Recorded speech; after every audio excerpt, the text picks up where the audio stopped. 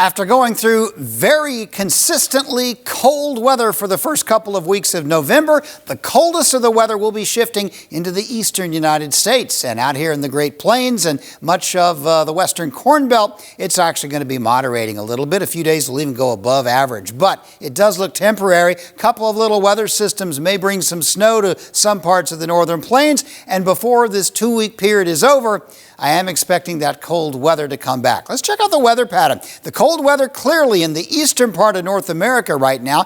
That's where the troughiness in the jet stream lies. It is split a bit, so that's going to weaken that cold air mass a little bit, but not really all that much. And as we go through the week this coming week, it's actually going to be sort of not that bad in much of the northern plains, and some areas will actually bring on a few mild days. Toward the end of the week, a little bit of troughiness in the west, but again, because it is a split flow pattern, the coldest of the weather will retain its position there in the eastern part of North America and especially the northeastern part. However, as we transition into week 2, I am expecting a change next week that's actually going to send the troughiness back to the west and allow that cold weather to begin dropping southward. That sets up southwest to northeast flow in the Great Plains, and that means there's going to be the possibility of a storm. So this coming week, we're looking for precipitation, some rain mostly in the northeast. Looks like the Pacific Northwest, northern Rockies will get some rain, higher elevation snow,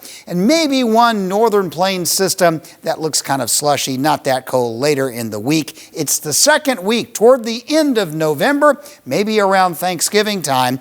Models are suggesting they might have to watch the pattern for a storm system in the northern part of the Great Plains. Very iffy at 2 weeks out, but it is something to keep an eye on for the time being.